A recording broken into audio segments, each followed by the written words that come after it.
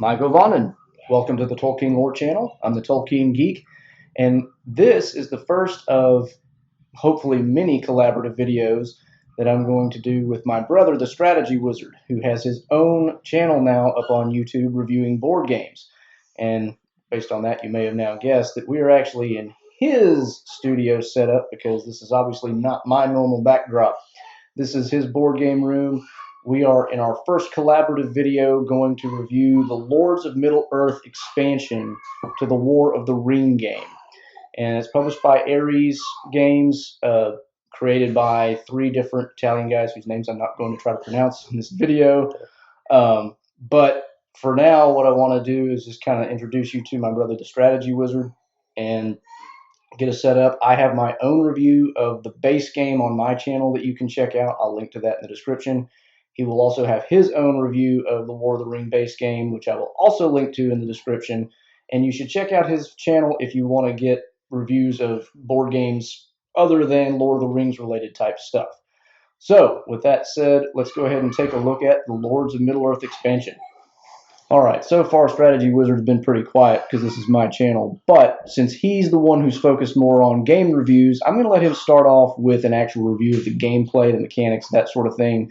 I'll have my own input here and there, and then I'll come back after he does that and kind of fill in the lore aspect and show how this expansion kind of fits in with the Tolkien legendarium of the Lord of the Rings and see how it kind of changes that up a little bit. So with that said, what do you think about the expansion? Okay, so first of all, thank you for inviting me to be on your channel.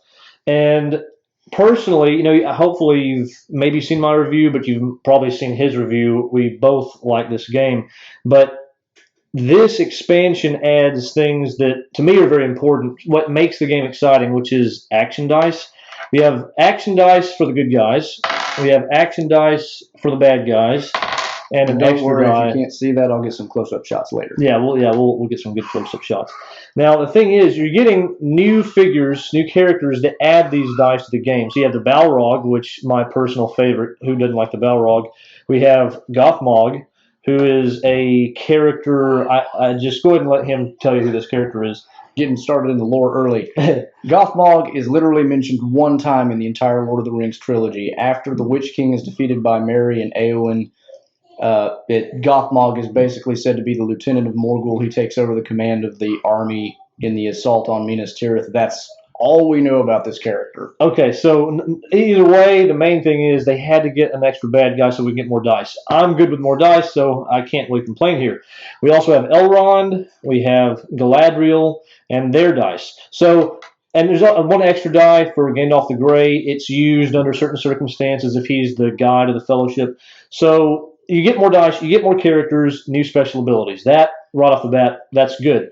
There's also, of course, lots of new cards. There's new special cards for, the attacking and special events that you want to cause. And each character, there's obviously new character cards, and I believe there's also a whole new set of alternate cards for the Fellowship. There's all of the companions in the Fellowship have alternate versions in this expansion as well.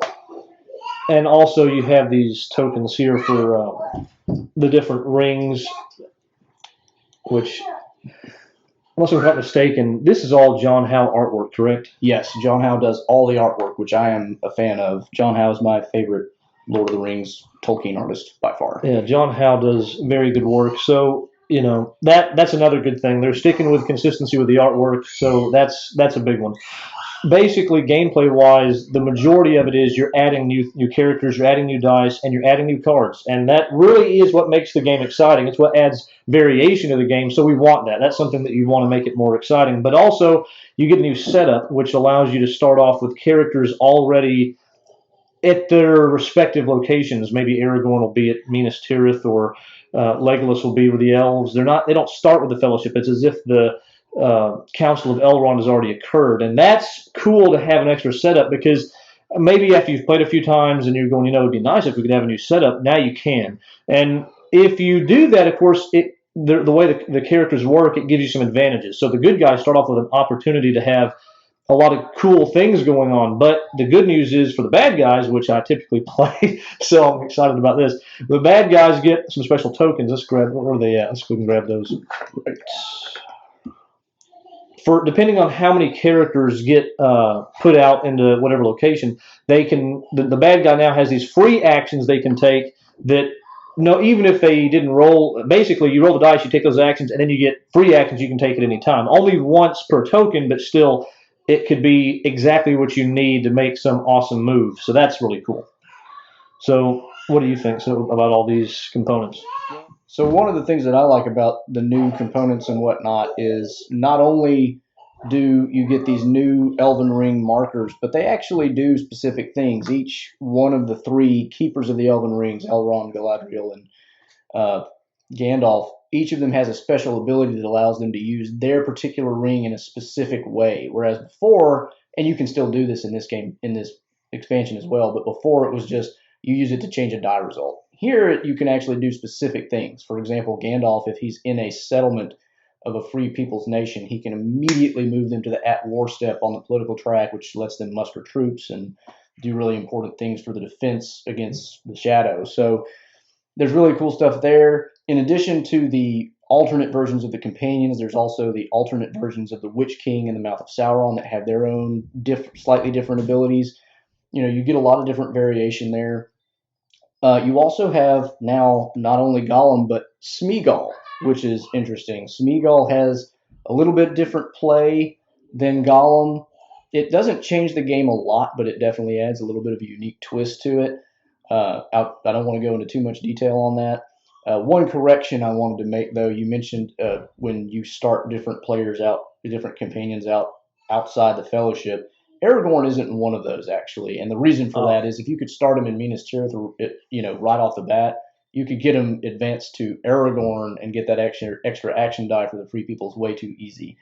Most every other character, though, other than Gandalf, because he has really no home to go to, pretty much everybody else can do that. Aragorn's like the only Strider. Apologies. Really. Yeah, well, it's been a while since we played this game. We really don't have a whole lot of time for it because it's a long game. Very long game. But that's kind of my thoughts on the general components and whatnot. I will just mention briefly, with the new action dice, they're kind of limited a little bit because you get so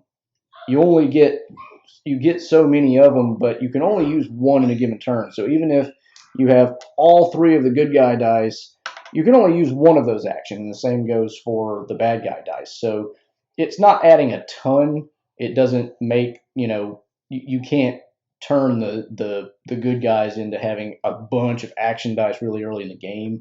So that, doesn't totally shift the balance. So that's, they played it very, very well in those terms.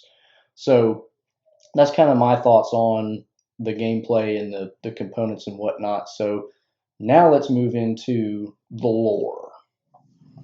So as far as the lore goes, in terms of connecting this to the overall Legendarium, it's kind of interesting. There's, by now you should know, especially if you've already watched my review of the base game, there's a second expansion out called Warriors of Middle-earth, and I've heard rumors they may be making another expansion eventually.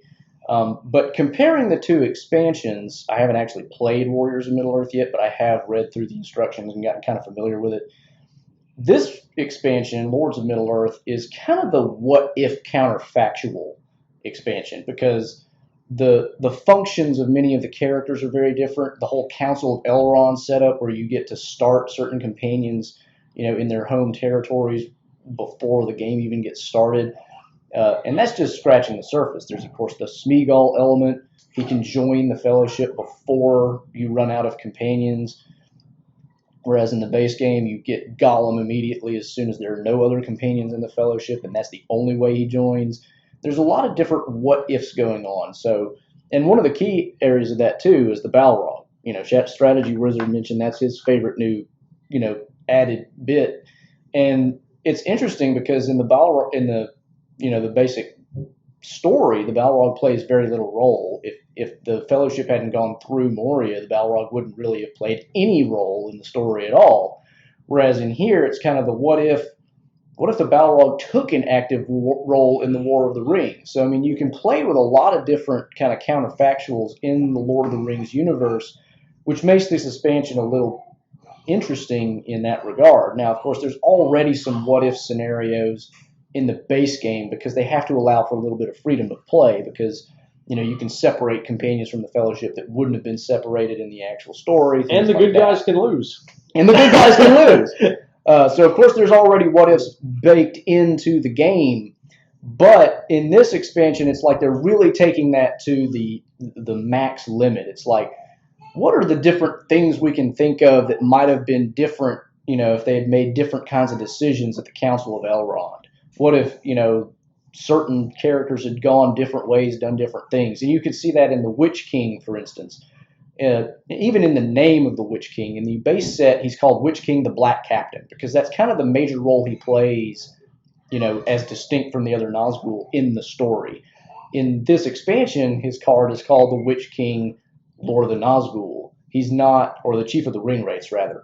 And that's because he's really acting more like a standard Ring Wraith based on his special abilities. Not going to go into all the details on that, but, you know, the main thing there is they play different roles that are different, distinct from the way that they're done in the story. And the same for Gandalf. In the original, he's, you know, the Grey Wanderer or the Grey Pilgrim. And here his card calls him the Keeper of Narya because he adds the Narya die. So, I mean, there's a lot of different things going on that are very much oriented towards taking a different path than what the story actually is. The original, to the extent that it, you know, it of course allowed for some freedom, but it definitely did allow for, you know, it stuck with the main story by and large to the extent that it could without overly restricting your options. Here, it's like blowing the doors open and really letting you explore different possibilities of what might have happened if the War of the Ring had been undertaken a slightly different way. So that's one of the interesting things about this expansion from a lore perspective. And unless you have any final comments, I think that wraps it up. I just want to say the Balrog is awesome. The Balrog is so cool. There's only one problem with the Balrog in this game. He cannot get very far outside of Moria before he will probably dissipate into nothingness. But, of course, that's reasonable. I can't really make it. That's not a legitimate complaint. I just really wish he could go to Minas Tirith and have a good time. But, yeah, Which theoretically he could, but it's highly unlikely. Highly unlikely based on the mechanics they impose. The only other thing I want to say is, overall, the quality of the components is great. I mean, they still have really great components as far as the cardboard. The miniatures are beautiful. The dice are wonderfully engraved and colored. So, I mean, you can't complain about the components. They add more variety to the game, having the alternate setups, the humongous bonus. So it adds good stuff. I don't see how anyone can complain about that. If you like the base game, I'm excited. Yeah. And one thing before we do shut off, I do want to mention, also included as kind of like a special bonus, you get a Gandalf the White figure and an Aragorn figure, whereas before in the original game, it's like you couldn't really tell the difference between Strider and Aragorn and Gandalf the Grey and Gandalf the White. Now they have unique figures for those upgrades, so that's kind of nice. So with that said, we'll go ahead and call it quits here. Okay. So, hope you enjoyed our first collaborative effort at doing a board game review, this time of the Lords of Middle-earth expansion. Hopefully our next one will be the Warriors of Middle-earth expansion, although first we have to find time to play it, which is not easy to do. He has a kid, I have kids. It's not that easy, but hopefully, you know, in the relatively near future, we'll make that happen. However, for the time being, please let us know if you enjoyed this collaborative video. Please do check out Strategywizard's channel for videos related to other board game reviews outside the Lord of the Rings universe. And hopefully we'll have many more of these in the future. I know there's some games that I haven't reviewed yet. There's some more games I want to obtain. So hopefully we'll have several of these in the future. That being said, I'm the Tolkien Geek signing out for the Tolkien Lore channel. This is Strategywizard for the Strategywizard channel. Until next time, Namaste. Have a good one.